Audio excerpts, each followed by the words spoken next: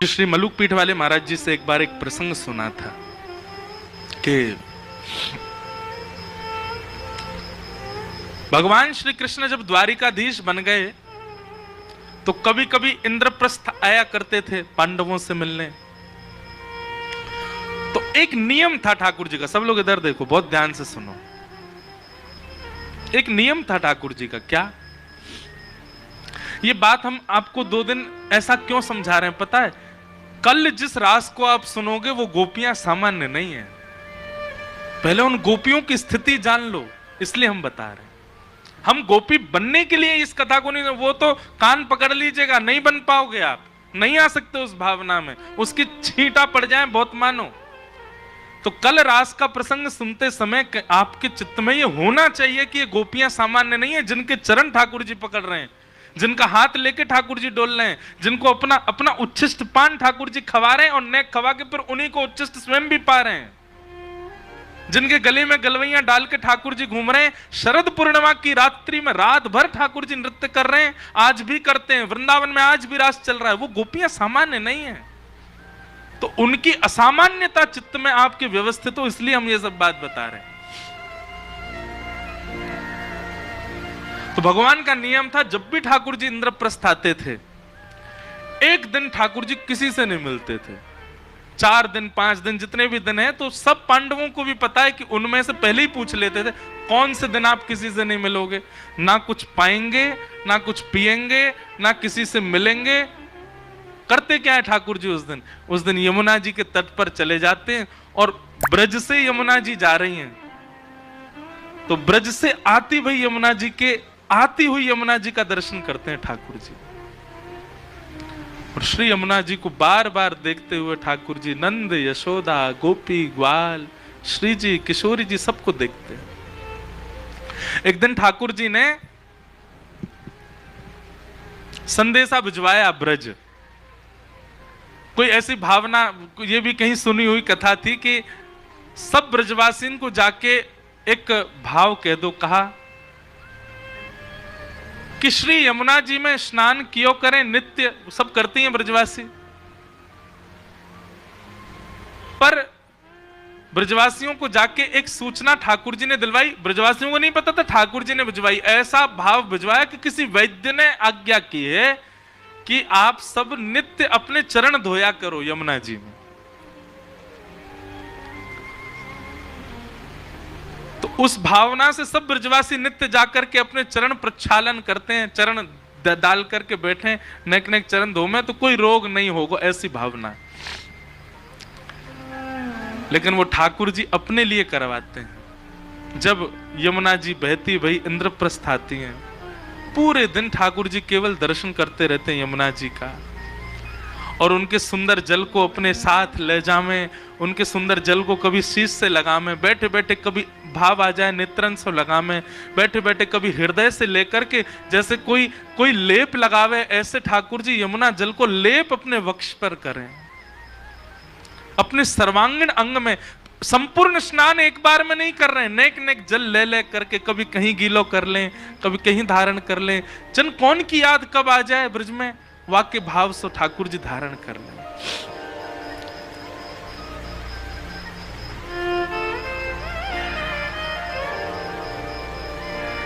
और ठाकुर जी गाते हैं बैठे बैठे यमुना तट पर, राधे राधे करुणामयी कृष्ण प्यारी, मेरी सुधली जो श्री वृषभानु दुलारी, मेरी सुधली जो श्री वृषभानु दुलारी,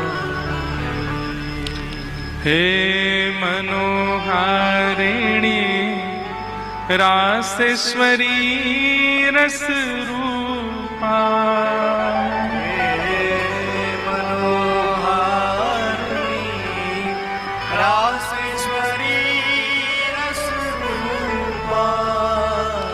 ब्रज विलास ब्रज वासिन ब्रज की भूपा, ब्रज विलासिनी ब्रज वासिन ब्रज की भूपा, ललितादिक सहचरी सर्वज्ञ स्वरूपा, ललितादिक सहचरी सर्वज्ञ स्वरूपा, मेरी सुधली जो श्री वृषभानु दुलारी,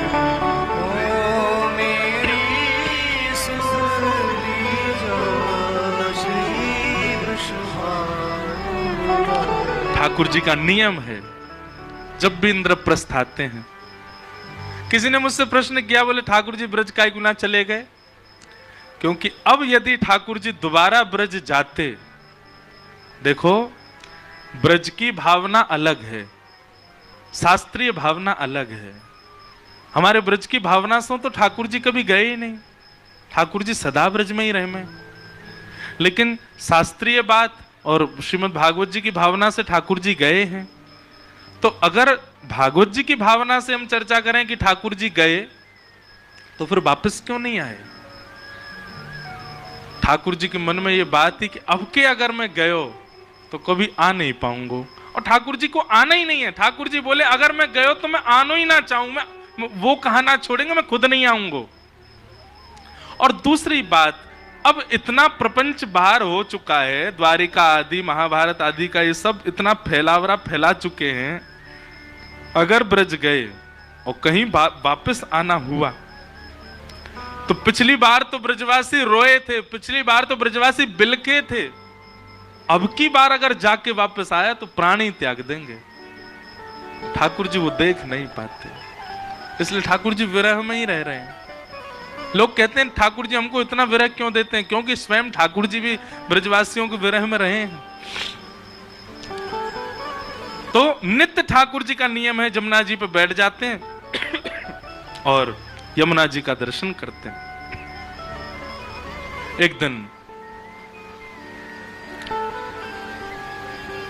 अर्जुन के मन में बात आई कि ठाकुर जी एक दिन हर बार इंद्रप्रस्थ आते हैं, किसी से मिलते जुलते नहीं, मैं देखूं तो ये करते क्या है। और ब्रह्म मुहूर्त में जैसे ही ठाकुर जी निकले, ठाकुर जी के पीछे पीछे अर्जुन भी निकल पड़ा देखने के लिए। और तभी ठाकुर जी यमुना जी के तट पर जाकर के बैठे, यमुना जल को बार बार आचमन करें, जब बार बार प्रणाम करें और बिलक बिलक करके रोवें, ब्रजवासिन की याद आवे। ठाकुर जी को रुदन करता देख अर्जुन स्वयं को रोक नहीं पाए और दौड़ करके गए और ठाकुर जी के चरणों में प्रणाम किया। भगवान बोले अर्जुन तुम क्यों आए यहाँ पे? मेरा नियम है ना, मैं किसी से, तुम क्यों दिखे मुझे? अर्जुन बोला क्षमा कर दे, मैं तो देखने आया था आप कहां जाते हो, पर नाथ आपकी स्थिति देख करके मैं बहुत भयभीत हो रहा हूं। ये आप कैसे रुदन कर रहे हैं? आपकी स्थिति क्या हो रही है? किस लिए हो रही है? क्या बात है? किस बात से परेशान है आप? ठाकुर जी ने बताया मुझे ब्रज की बहुत याद आती। देख रहे हो यमुना जी ब्रज से ही आ रही हैं, वृंदावन से ही आ रही हैं चल करके।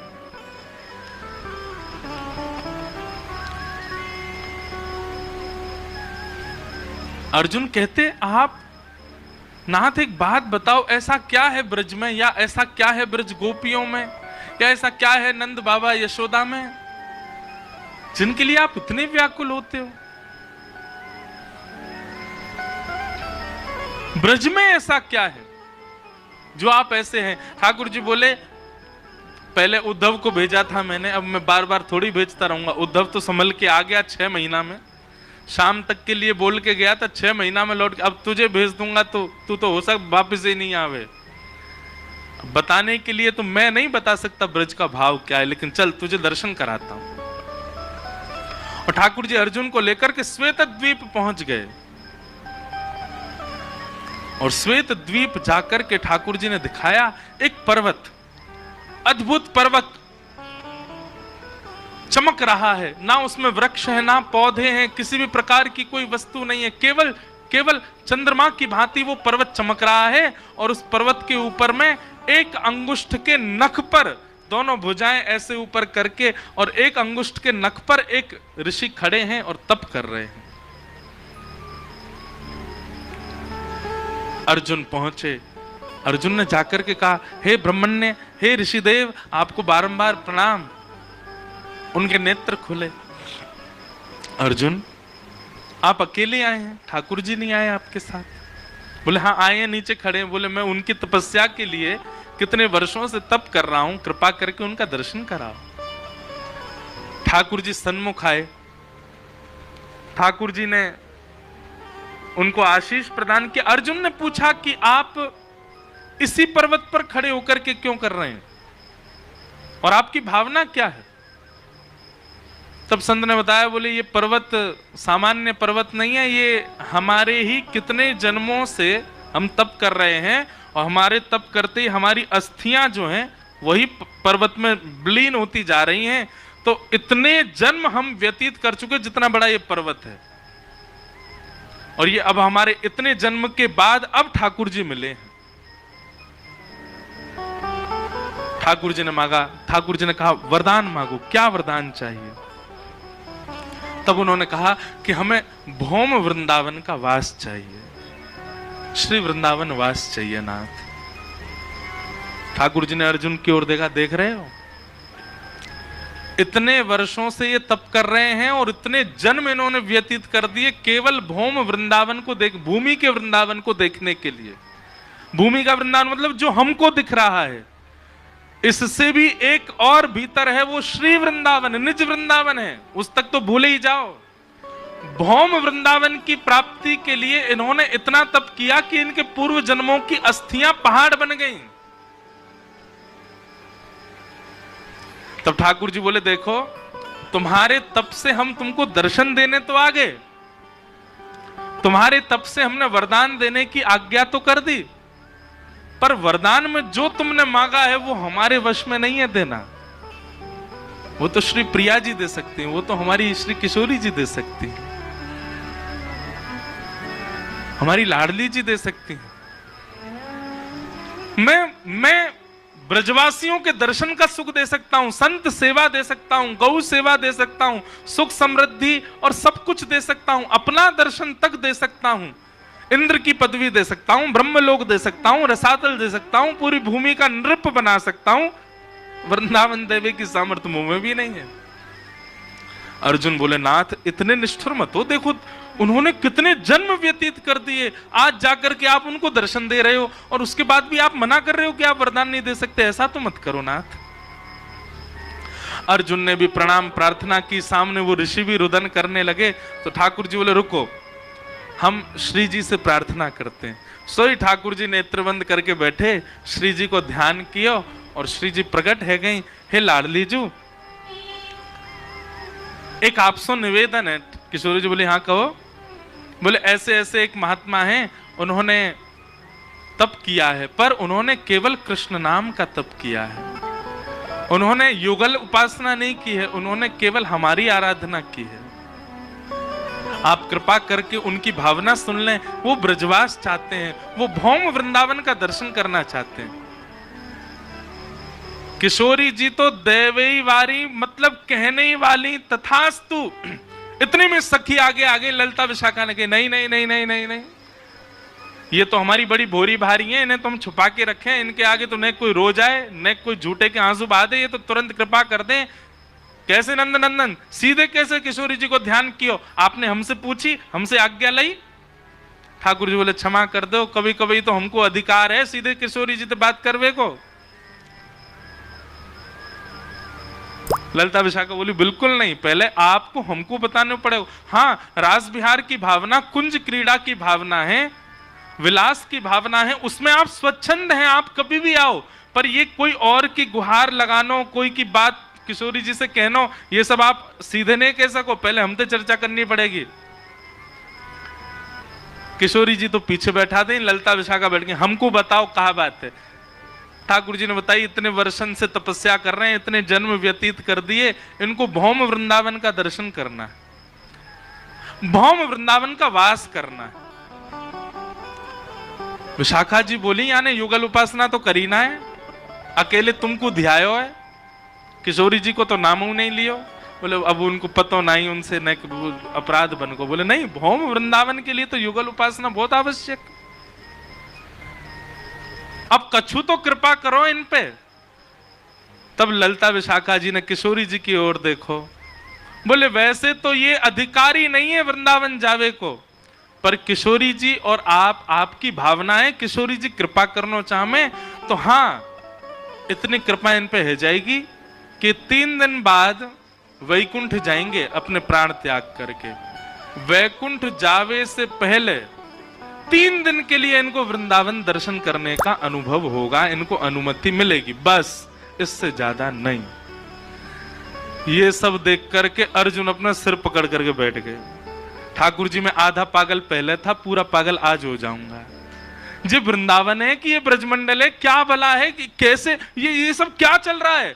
इतने वर्षों की तपस्या, इतना व्यक्ति परिश्रम कर रहा है, इतना आपकी उपासना कर रहा है, आपसे वरदान मांग रहा है। किशोरी जी वरदान देना चाहती है, ये बीच में ललता विशाखा आ गई, इनने आकर के वरदान रोक दियो और बाकी बात वरदान 3 दिन को दियो। ऐसा क्या है ब्रज वृंदावन? ठाकुर जी मुस्कुरा के बोले, जो समझ में आ जाए समझो वो कछु और है, वृंदावन नहीं है। और जो पल्ले ही ना पड़े, जो चित्त में ही नहीं आवे, जो समझ में ही नहीं आवे, वही प्रेम नगर हमारो वृंदावन है। वृंदावन सामान्य नहीं है। सोचो, इस कथा को सुन करके सोच के क्या भावना उत्पन्न हुई? हम खा रहे हैं, हम पी रहे हैं, हम सो रहे हैं, हम डोल रहे हैं, हम पाप भी कर रहे हैं इस भूमि में आकर के, जहां अनंत कोटि जन्मों तक तप करने के बाद केवल 3 दिन का दर्शन प्राप्त होता है, वहां हम ये सब क्रिया कर रहे हैं। तो या को मतलब हमने कितनो तप किया होगा, कितनी भजन साधना करी होगी, कितनो यज्ञ नेम कियो होगो। और आपसे भी ज्यादा तो जाको जन्म वृंदावन में भयो, ब्रजवासी है, वहां पर कितनी बड़ी कृपा है ब्रज की। और फिर भी हम ब्रज महिमा नहीं जान पा रहे, ब्रज के भाव नहीं जान पा रहे। इतनो अनुग्रह, इतनी कृपा, इतनी मिन्नत करनी पड़े तब जाकर के श्री ब्रज में 3 दिन को दर्शन प्राप्त हो गए। हम तो यहीं रह रहे हैं। यहां को मतलब किशोरी जी, ठाकुर जी ने कितना बड़ा अनुग्रह किया हमारे ऊपर। और वहां में भी गोपी भाव, जो सर्वोत्कृष्ट भाव है, सर्वोच्च भाव है। हम ब्रज में आ गए, ब्रज में जन्म ले लियो, ब्रज में रह रहे हैं, यही बहुत बड़ी बात है। गोपी भाव तक पहुंचना तो बहुत ही मुश्किल है। गोपी भाव तक आ जाना तो अति दुर्लभ। इसीलिए प्रथम सखिन को पूजिए, प्रथम सहचरीन को पूजिए, प्रथम गोपीन को पूजिए, पांचे राधा कृष्ण ध्याइए। बाद में उनसे प्रार्थना करो, क्योंकि जब तक इनकी कृपा नहीं होगी, इनको अनुग्रह नहीं होगा, ये हम पर आनंदित नहीं होंगे, तब तक ब्रज वृंदावन प्राप्त ना है सके।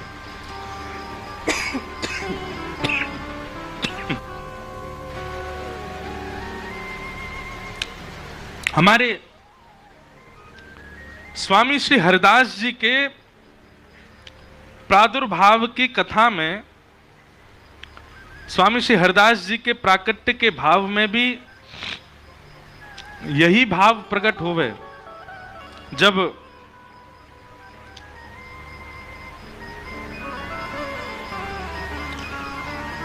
स्वामी जी के प्राकट्य की कथा आवे तो वहां पर भी ऐसी भावना है कि जो जपना, भगना, भीला, गंगाधर और गुरुजन, ये 5 भाव और प्रकट भय स्वामी जी के पास। तो ये 5 भाव कौन है? तो इनके पूर्व जन्म की कथा बताई जाए कि ये 5 ऋषि हैं। नारद जी को दर्शन कराने के लिए श्री द्वारिकाधीश इनके पास लेकर के गए, और तब जाके पता चली कितने वर्ष, कितने युग कल्पन से वे तपस्या कर रहे हैं। और काय बात की, केवल निकुंज में प्रवेश चाहे। तब ठाकुर जी के श्री वक्ष से दिव्य तेज प्रकट भयो, वही में से श्री ललिता जी आई और ललिता जी ने आकर के उनको गोपाल चूड़ामणि मंत्र को ज्ञान दिया और कहीगा कि इतने पुरुषार्थ करो तब जाकर के आप ब्रज में जन्म लोगी। तब नारद जी ने पूछी कि पंच ही क्यों है, पंच ऋषि ही क्यों है? तब ठाकुर जी ने बताई ये ब्रज की गोपीन की पंच ज्ञान इंद्रियां हैं। सावधानी से सुनो, आंख, नाक, जीव, कान और त्वचा, ये पंच ही व्याकुल होते हैं कृष्ण दर्शन में। नेत्र देखने के लिए, कान सुनने के लिए, नासिका ग्रहण के लिए, जिह्वा रस के लिए और त्वचा स्पर्श के लिए। यही पंच इंद्रियां इतनी व्याकुल हुई, इतनी व्याकुल हुई ब्रज की समस्त गोपियों की कि इन पंच इंद्रियों ने ही ऋषि रूप धारण कर लिए। ब्रजमंडल की लाखों गोपियों की पंच इंद्रियां ही ऋषि रूप धारण करके गई हैं और तब जाकर के उन्होंने अनंत वर्षों तक तप किया। समस्त गोपियों के नेत्र एक ऋषि बन गए, समस्त गोपियों के कान दूसरे ऋषि बने, समस्त गोपियों की त्वचा तीसरी ऋषि बनी, समस्त गोपियों की जिह्वा चौथी ऋषि और ग्रहण इंद्रिय पांचवी, पंच ऋषि। और इन्हीं पंच ऋषियों ने अनेक वर्षों तक तप किया, तब जाकर के भगवान नारद जी के साथ आए, तब भी इनको निकुंज नहीं दे पाए। तब श्री ललिता जी आई। ललिता जी कौन है?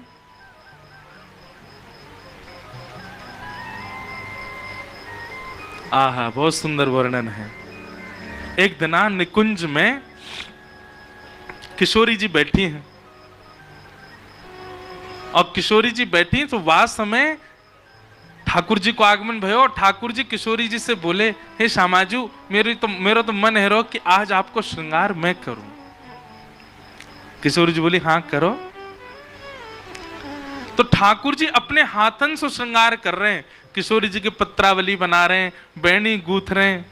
आहा, निज कर गूथ सुमन के गजरा, निज कर गूथ सुमन के गजरा, ये अपने ही हाथ पहरावत हैं, अपने ही हाथ पहरावत हैं। तू है सखी बड़ भाग बड़ी, गोपाल तेरे घर आवत हैं। तू है सखी बड़ भाग बड़ी, नंदलाल तेरे घर आवत हैं। तू अपनो श्रृंगार करत है, तू अपनो श्रृंगार करत, ये दर्पण हाथ दिखावत है, दर्पण हाथ दिखावत है। सब कोई इनको यश गावत, सब कोई इनको यश गावत, सब कोई इनको यश गावत, सब कोई इनको यश गावत। पर ये तेरो यश गावत है, ये तेरो यश गावत है। कुंभन दास लाल गिरिधर के, कुंभन दास लाल गिरिधर, ये तो तेरे ही हाथ बेकावत हैं, तेरे ही हाथ बेकावत हैं। सखी बड़ भाग बड़ी, नंदलाल तेरे घर आवत है। तू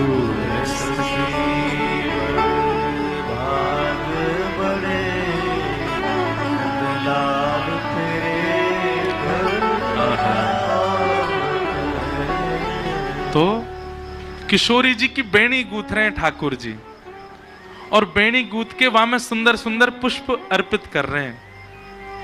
किशोरी जी की ठोड़ी पकड़ करके अपने निज करसों ठाकुर जी पत्रावली बना रहे हैं। किशोरी जी के नेत्रन में सुंदर काजर लगा रहे हैं और किशोरी जी को सजाए करके ठाकुर जी के नेत्रन में अश्रुबिंद आ गए और ठाकुर जी बार बार बलैया ले रहे हैं किशोरी जी की। किशोरी जी बोली, अब नेक हटो, मुझे दिखाओ तो मैं कैसी लग रही हूं। किशोरी ठाकुर जी बोले, ना ना मैं ना दिखा रहा हूं। बोले क्यों? आपकी नजर आपको ही लग जाएगी, इतनी प्यारी लग रही हो आज तो। हटो श्याम सुंदर, मुंह को देखन दो, आज कैसो श्रृंगार किया आपने। ठाकुर जी बार बार आरसी छुपा में जहां जहां भी प्रतिबिंब दिख सके ठाकुर जी पहुंच जाए, ना मैं ना देखन दूंगा। किशोरी जी मान करके बैठ गई। तब ठाकुर जी, अच्छा रुको मैं लेके आऊं। और सुंदर बड़ो सा दर्पण ठाकुर जी लेकर के आए और किशोरी जी के सामने खड़े हैं। और सामने खड़े करके किशोरी जी से कह रहे हैं, ले देख लो। अब किशोरी जी ने जब अपना श्रृंगार का रूप देखा तो किशोरी जी को अपनी सुंदरता पर नहीं रीझ रही है वो। उनके मन में बार बार ये भावना आ रही है कि ये बिंदी श्याम सुंदर ने धारण कराई है, ये पुष्प यहां इतना प्यारो लग रहा हो, श्याम सुंदर ने ऐसी उंगली करके यहां धारण करायो, ये बेणी इतनी सुंदर लग रही है, अपने निज कर से गूंथी है, ये काजर इतना सुंदर लग रहा है, लाला ने अपनी उंगरीन ते मेरे आंखन में भरो है। उनको ये भाव नहीं आ रहा कि श्रृंगार कितना सुंदर, उनको बार बार मन में आ रहा है कि यह भाव ऐसे धारण कियो, यह भाव ऐसे धारण करायो, यह तो ऐसे धारण करायो। श्याम सुंदर ने अपने रूप को देखते देखते देखते देखते देखते किशोरी जी मोहित हो गए, अपने रूप पे ही मोहित हो गए। लाल जी आरसी ले जाए, किशोर कहां ले जा रहे हो, सामने ही रखो ना, देखन दो, थोड़ी देर और देखन दो, थोड़ी देर और निहारन दो, थोड़ी देर और दर्शन करन दो। कृष्ण श्रृंगारित श्री राधा का दर्शन करते करते करते करते इतनी आह्लाद में आ गई, इतने आनंद में आ गई, इतनी व्याकुलता होने लगी श्री जी को कि कृष्ण चले जाएं तो व्याकुलता नहीं हो रही है, लेकिन आरसी में जो अपनो प्रतिबिंब दिख रहा है वो मेरे सामने से नहीं जाना चाहिए। अब तो शाम को समय है गयो, अब तो अन्य कार्य के लिए जानो पड़ेगो, सोनो भी पड़ेगो, और या आरसी से दूर ही जानो पड़ेगो, और या आरसी से दूर जावे की अब स्थिति मेरी है नहीं तो कहा करूं।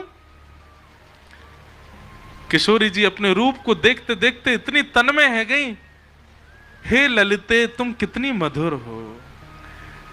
किशोरी जी के हृदय की भावना कि ये रूप मेरे सामने निरंतर बनो रहे, ठाकुर जी ने किशोरी जी के मन की भावना को पूर्ण कर दिया और किशोरी ठाकुर जी के द्वारा श्रृंगारित श्री राधिका का जो प्रतिबिंब है वही प्रतिबिंब प्रकट हो गया और वही श्री ललिता जी के रूप में किशोरी जी की सहचरी बन गई, वही ललिता जी। ललिता जी की उपमा क्या है? ब्रजवासी और गोपीन को मोहित करें श्याम सुंदर, श्याम सुंदर को मोहित करें किशोरी जी, और किशोरी जी को भी जो मोहित करे वो श्री ललिता जी, वो श्री हमारी ललिता जी।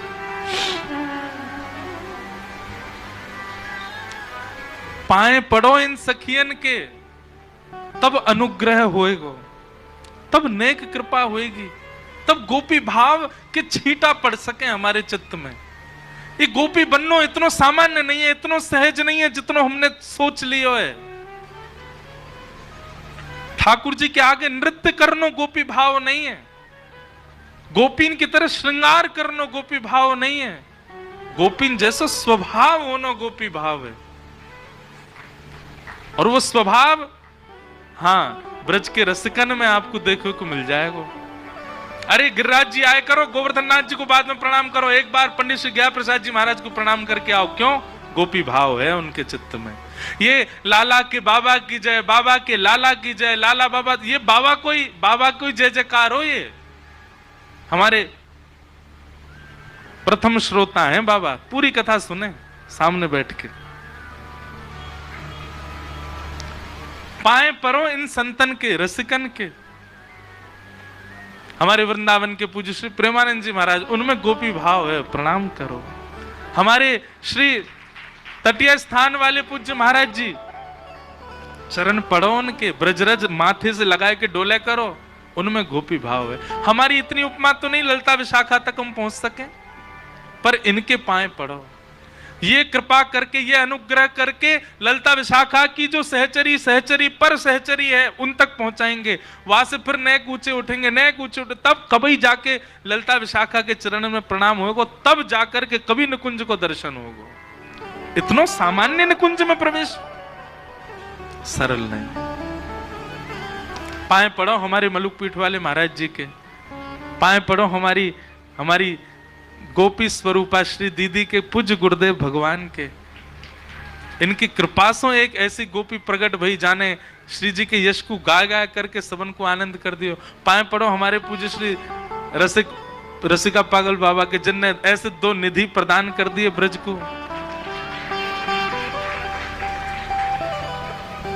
इन रसिक जनन के पाए पड़ो। गिरधर जब अपनों करी जाने, गिरधर जब अपनों,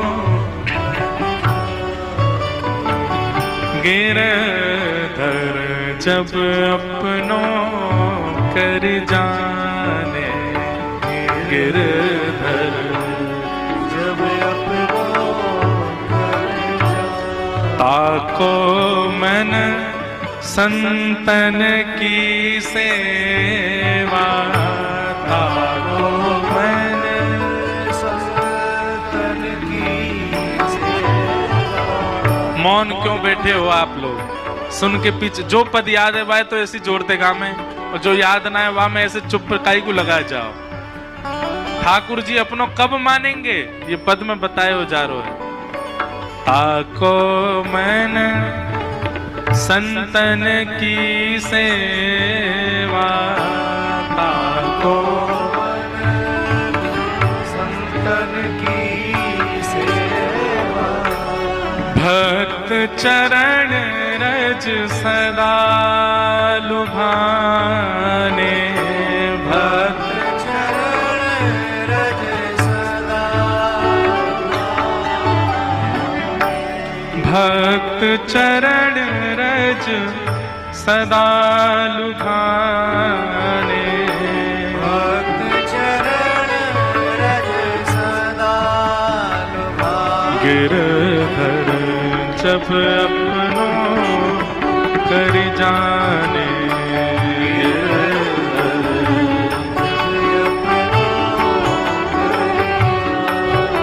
हे गिरधर जब अपनों कर जाने।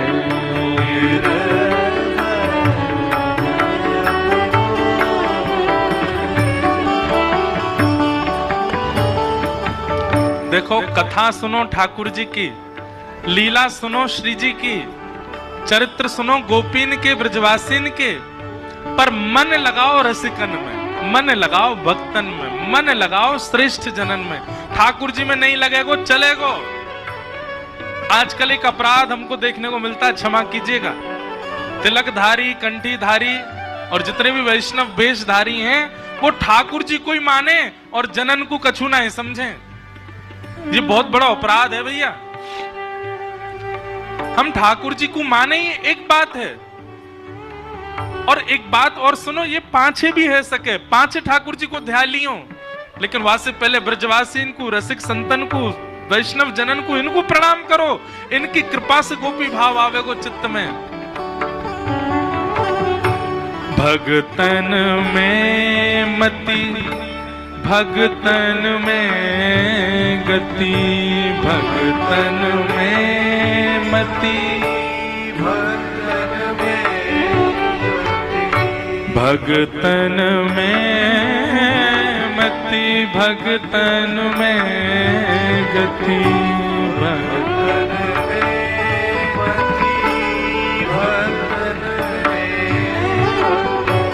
हरिजन हरि एक कर मानो, हरिजन हरि एक।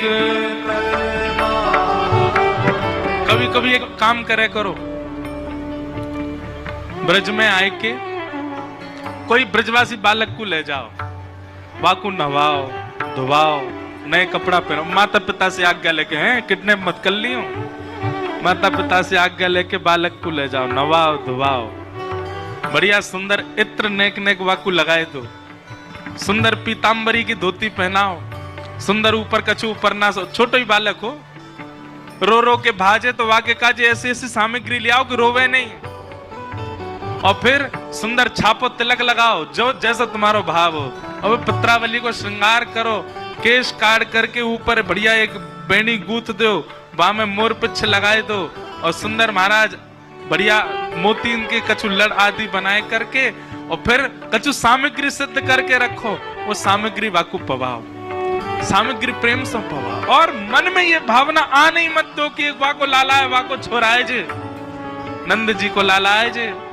हमारी श्री जी को लाड़ लो है, यही भाव से बैठाओ, बिल्कुल भी किंचित भाव मन में नहीं आए कि ये सामान्य बालक है, यही पूर्ण विश्वास ठाकुर जी हैं। आप अनुभव करना, आप फिर जो सोचोगे ना वो वही करेंगे। और ये बात मैं नहीं कह रहा हूं, हमारे पंडित श्री ज्ञा प्रसाद जी महाराज के संग घटी वही घटना। पंडित जी महाराज की रास लीला में इतनी निष्ठा नहीं थी, वो रास बिहारी को सामान्य बालक समझते थे। पंडित जी महाराज को कई अन्य जगह कही, बोले बाबा जे बालक नीचे हैं पर मंच पे जैसे मुकुट पहन के आवे साक्षात ठाकुर जी हैं। बाबा बोले अरे तुम सब रे ऐसी बात बनाओ, ऐसा कछू ना है, अरे कोई सामान्य बालक ठाकुर जी बन जाएगा। बाबा एक बार बैठो तो सही, आप भावना से रासलीला में आए कि ठाकुर जी हैं। बाबा बोले ठीक है। बाबा बैठ गए, आए करके बाबा ने मन में सोची, जे अगर रास बिहारी सांचे ठाकुर हैं, ये मुंह को अपनो झूठो अमरूद खिलाएंगे, और अगर ने खवाए दियो तो मैं मानूंगा। तभी कोई रसिक ऐसे श्रोताओं में से कोई अमरूद लाके मंच के किनारे धरगो।